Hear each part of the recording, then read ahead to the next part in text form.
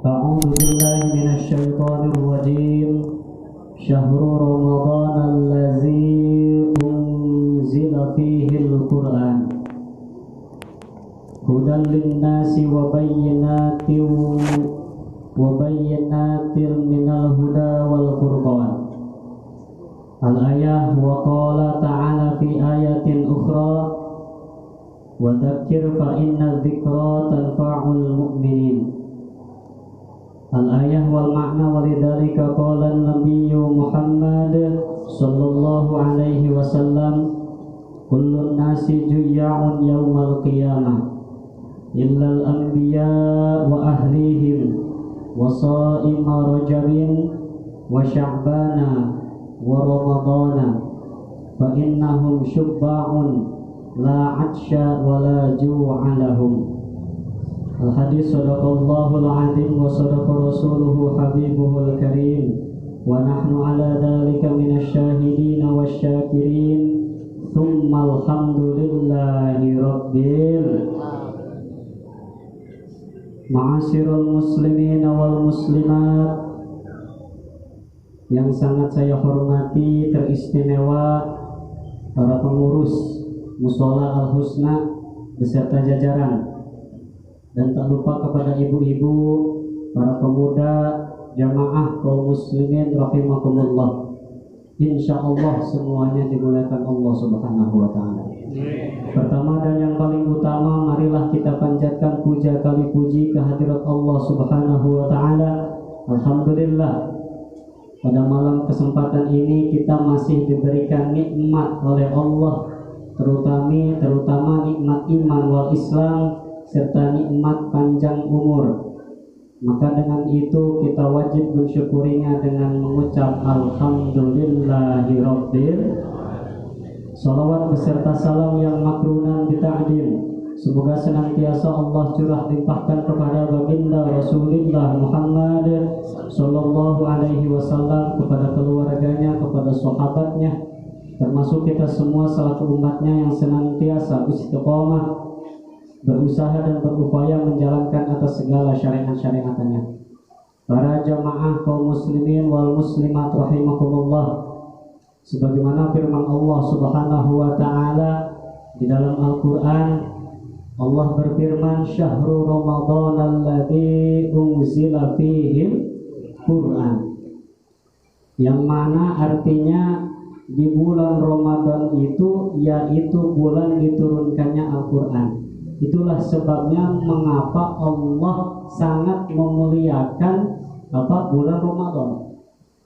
Dikatakan oleh Nabi, inna syahra rajab syahrullah, sesungguhnya bulan Rajab itu bulan Allah, wa syahra sya'bana syahri, dan bulan Sya'ban itu bulanku, kata Nabi, wa syahru ramadhana syahru ummati, dan bulan Ramadan ialah bulan umatku. Kenapa Allah memuliakan? Kenapa kita sebagai umatnya memuliakan bulan Ramadan? Karena salah satunya yaitu diturunkannya Al-Quran. Al-Quran itu pedoman hidup, Bu. Maka di sana dikatakan hudal linnas, menunjukkan kepada seluruh umat manusia. Maka kalau misalkan hidup kita mau selamat, maka harus menuruti apa kata Quran, Bu. Kalau hidup mau selamat dunia akhirat, patokannya Quran, bukan patokannya dukun, gitu ya. Quran. Allah menyuruh sholat, ya sholat. Allah menyuruh puasa, puasa. Mana ayatnya? Ya ayyuhalladzina amanu kutiba alaikumus siap. Kenapa Allah menerapkan kalimat ya ayyuhalladzina amanu, wahai orang-orang yang beriman? Kenapa tidak ya ayyuhalladzina aslamu? Karena di dalam kalimat ya ayyuhalladzina amanu itu orang beriman sudah pasti Islam, tapi orang Islam belum tentu iman, Pak. Tidak sedikit zaman sekarang yang namanya KTP-nya doang Islam, Pak. Sholat untuk puasa untuk nantangan ke pangeran, tiduran ngerokok ngebulak bayo Allah ya. Nah untuk makanya apa orang sudah pasti melakukan ibadah puasa. Nah, inilah diantaranya Allah Subhanahu wa Ta'ala memuliakan Al-Quran. Udah, kita jangan membahas lebih dalam lagi, sebab kalau saya membahas Quran, ya ulah-ulah saja satahun dia mau langges gitu nya. Nah, ini secara perinci aja salah satu keistimewaan Al-Quran, Bu. Dikatakan kata Nabi yang diriwayatkan oleh Imam Aisyah bahwa ada 4 wakilah 3 perkara di alam dunia ini yang dilihat doang hukumnya udah ibadah. Salah satunya wafil mushafi, melihat Al-Qur'an. Itu melihat Al-Qur'an aja hukumnya udah ibadah, Pak. Hukumnya udah ibadah. Gitu ya. Makanya Allah Subhanahu wa Ta'ala menurunkan Al-Qur'an di Lauh Mahfuz ke Baitul Izzah. Di mana Lauh Mahfuz? Di atas. Gitu ya. Alam gaib nggak ada yang tahu. Kemana? Ke Baitul Izzah. Di mana Baitul Izzah? Langit dunia secara sekaligus. Yang bertugas sebagai yang mengambilnya yaitu malaikat kiromil baroroh, bukan malaikat kiromal katibin. Jumlah Al-Quran yang Allah turunkan di Lauh Mahfuz ke Baitul Izzah itu ada 114 surat, 30 juz, 6.666 ayat. Hurufnya ikhtilaf ulama. Ba'dul mufassirin menjelaskan di dalam huruf Quran ada 1.025.000 huruf. Kalau bapak-bapak nggak percaya, sok pulang di sini hitung huruf Quran. Takutnya nggak percaya sama ulama, nggak percaya katanya kata Ustaz Ahmad katanya ada 12.000. Nggak percaya mau dihitung aja, silakan. Karena tadi itu huruf Quran dilihatnya aja udah ibadah, Pak. Yang pertama, saking mulianya. Kemuliaan yang seterusnya Al-Quran yaitu bila mana orang yang membaca meskipun tidak tahu maknanya tetap diganjar, Pak. Bapak baca Bismillahirrahmanirrahim. Tabarakalladzi biyadihil mulku wa huwa ala kulli syai'in qadir. Bapak nggak tahu maknanya, ibu nggak tahu maknanya, tetap diganjar. Wa'lam, kata ulama, annahu la yusabu dzakirun ala dzikrihi illa idza arafa maknahu walau ijmalan. Ketahuilah olehmu bahwa tidak akan dihitung ganjar oleh siapa? Oleh orang yang berzikir atas zikir yang ia baca. Illa idza arafa maknahu, terkecuali dia tahu maknanya atas zikir yang ia baca. Kalau misalkan dia tidak tahu makna zikir yang ia baca, tidak diganjar.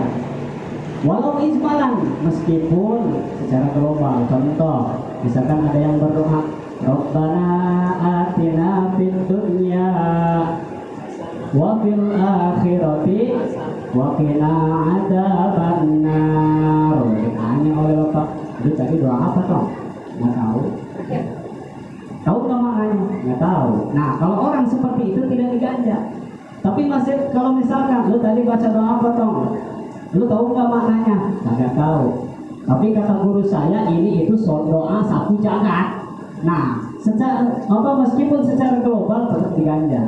Pak, di khilafil Quran, fayusabu qari'uhu mutlaqun, berbeda dengan Al-Quran. Kalau Al-Quran sengaja meskipun tidak tahu maknanya tetap diganjar, kan? Alhamdulillah. Inilah keistimewaannya Al-Quran. Hudal linnasi wa bayyinatin minal huda wal furqan. Nah, yang seterusnya barang benda di alam dunia yang dilihat doang hukumnya udah ibadah, yaitu wafin nadril Ka'bah, melihat Ka'bah yang ada di Baitullah. Meskipun hanya dilihat doang oleh kita, itu hukumnya udah ibadah. Yang ketiga yaitu wafi wajihil abawain, melihat wajah kedua orang tua. Nah, melihat wajah kedua orang tua kita itu sudah dihitung ganjaran, Pak, sudah dihitung pahala. Hanya melihat, apalagi kita sampai membungahkan, maka bungahlah, berbahagialah kepada orang-orang yang masih ada orang tuanya, karena itu keramat yang sangat mujarab, gitu ya. Sebelum jarah kemana-mana pun wajib ke orang tua dulu Pak. Sebab kalau ada anak jarah ke Pekalongan, jarah ke Banten, jarah ke Cirebon dan lain sebagainya, silahkan, tapi orang tua ditelantarkan. Doa wali nyangsang Pak, doa menyampai kelolangnya. Bepeakan doa juta ke hari doa kolot, hari kolot ditelantarkan dinyerikan itu doa wali nyangsang. Makanya utama orang tua dulu. Nah inilah wafil wajhil abawain, melihat wajah kedua orang tua. Yang seterusnya yaitu wafil bahri, melihat wahangan sungai, wakila pantai. Nah, jadi ketika melihat pemandangan sangat luar biasa, dianjurkan membaca Subhanallah, Maha Suci Allah. Jangan ketika melihat pemandangan bagus, innalillahi, sangat tempat, gitu ya. Nah, yang seterusnya yaitu melihat muka alimil ulama, melihat wajah alimil ulama, melihat wajah guru-guru kita, melihat wajah para habaib, melihat wajah para kiai, para ustadz dan lain sebagainya. Itu hukumnya udah didapat. Makanya dalam lingkungan tolak ilmu, orang yang mati meninggal dalam keadaan tolak ilmu bahwa syahidun. Apa sebabnya? So ganjaran doang dirinya Pak. Datang ke majlis taklim sudah ibadah, sesalaman dengan kiai ibadah, sholat berjamaah ibadah. Paeh hari tak syahid nggak ke surga bela, gitu ya. Makanya anak muda kalau mau mati syahid, paeh betul ilmu gitu ya. Nah inilah salah satu keistimewaannya diturunkannya Al-Quran di bulan Ramadan. Dan yang kedua, kenapa Allah memuliakan bulan Ramadan? Karena di dalamnya ada yaitu Lailatul Qadar. Para ulama mengatakan berbeda pendapat. Ada yang mengatakan 10 sebelum akhir bulan Ramadan mengelilingi, itu yang namanya Lailatul Qadar. Karena kalau orang yang menemukan malam Lailatul Qadar, ketahuilah ibadah yang itu cukup untuk menutupi semua kehidupannya. Dia akan mulia dengan kemuliaannya sendiri. Kenapa? Khairum min alfi syahr. Karena malam Lailatul Qadar itu lebih bagus daripada malam 1000 bulan. Gitu ya. Nah, dikatakan oleh Imam Ar-Razi bahwa ketika datang malam Lailatul Qadar, di semat fajar itu para malaikat bertugas disuruh oleh malaikat Jabrail. Kata malaikat Jabrail, ya malaikat ar-rahil, bubar. Para malaikat pada kaget Pak. Para malaikat pada kaget. Ini kenapa Jibril? Kok kami disuruh bubar? Emang kenapa? Emang Allah mau melakukan apa di malam ini kepada umat Muhammad? Lalu dijawab oleh malaikat Jibril, di malam ini ketahuilah bahwa di malam ini Allah membuka seluruh pintu rahmat untuk umat Rasul. Dibuka seluruh pintu rahmat. Apa sih rahmat? Rahmat untuk diwelas Allah kepada umatnya. Itu di malam itu Pak. Seluruh tanpa terkecuali. Yang lagi ibadah, yang lagi tadarus, yang lagi tiduran, yang lagi ngobrol, ngomongin HP diampura ke Allah, asalkan umat Kanjeng Rasul. Semua diampuni, dirahmati, wa'afa anhum, dan Allah bakal menyelamatkan semua umat Rasul, dan waghfara lahum, dan Allah mengampuni seluruh dosa-dosanya. Terkecuali illa arba'atin nafarin Pak. Terkecuali yang 4 golongan. Yang 4 golongan ini tidak termasuk Pak. Tidak akan diampuni katanya. Mudah-mudahan kita nggak masuk ya. Mana tuh yang pertama? Yang pertama yaitu mudminul khamri, yaitu orang yang mengkonsumsi khamr. Itu di malam itu tidak akan dapat ampunan dari Allah. Nauzubillah min dzalik. Kenapa sih sampai sejauh itu? Karena banyak keterangan, salah satunya jangankan kita sebagai umat yang fakir akan ilmu, fakir akan amalan. Dulu ada yang namanya kibar siso Pak. Kibar siso itu Pak, jangan ditanya ilmunya Pak, santrinya aja itu udah ada yang bisa terbang, apalagi gurunya Pak, udah bisa hilang ya. Nah, ini kibar siso akhir hayatnya meskipun ulama ilmunya tinggi, tapi akhir hayatnya Allah suul khotimahkan. Kenapa? Karena salah satunya karena godaan setan disuruh meminum khamr. Nah makanya sangat bahaya. Ayo dengan semangat ini jauhkanlah dari larangan-larangan itu. Mudah-mudahan kita jauhkan semuanya itu ya. Nah yang kedua yang tidak akan diampuni oleh Allah yaitu wa'akuli walidain, orang-orang yang menyengsarakan hati ibu bapaknya, yang menyakiti hati ibu bapaknya. Kalau misalkan kita khususnya yang hadir yang masih punya dosa ke orang tua, pulang dari sini minta maaf Pak. Karena apa? Salah satu kemuliaan manusia sebelum doa-doanya tadi diijabah oleh Allah, Allah mana orang tua dulu Pak. Gitu ya. Nah inilah pengampunan Allah. Orang yang tidak akan diampuni dosanya yaitu orang yang mengterlantarkan ibu bapaknya.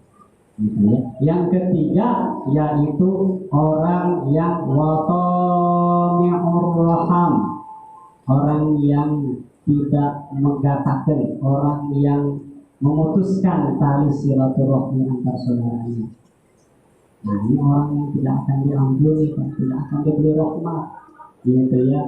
Mentang-mentang apa ada gesekan sedikit, kurang paham sedikit, lebih baik ke silaturahmi. Lah, aing saya tambah gitu ya, bisa mendapatkan aing jojong baik, nah, gitu ya. Inilah orang-orang yang tidak akan diberi ampunan. Yang terakhir wal masyahin. Apa wal masyahin? Orang yang bermusuhan. Ulama mengatakan sampai batasan mana sih orang yang bermusuhan? Yaitu semat 3 hari berturut-turut dia tidak ada minta ampun. Nah makanya kalau misalkan bapak ibu boleh memusuhan, boleh kurang dari 3 hari aja Bu. Ya kurang dari 3 hari. Ya udah 2 hari setengah waduh kata kiai harus minimal katanya 3 hari. Minta maaf lah. Karena kalau lebih dari 3 hari kok mau sampai 7 tahun Allah. Nah itu mau dihampura tuh Allah Subhanahu wa ta'ala. Ya ya. Nah inilah barangkali sebelumnya tausiah dari saya, mudah-mudahan ada manfaatnya. Lebih kurang saya mohon maaf. Mah ibu hayang keneh cina onang bae lah. Maka WA kaki kita karena teman surutanya. Nah sekian, terima kasih atas segala perhatian, mohon maaf atas segala kekurangan. Terakhir kita berdoa kepada Allah Subhanahu wa ta'ala, mudah-mudahan kita semua diampuni dosa-dosa oleh Allah Subhanahu wa ta'ala, diberikan turunan yang soleh solehah, dijauhkan dari segala mara bahaya, dan mudah-mudahan kita dipertemukan di hari kemenangan, yaitu di hari Idul Fitri. Amin ya rabbal alamin. Segitu adalah biatur wa ampunikum. Wassalamualaikum warahmatullahi wabarakatuh.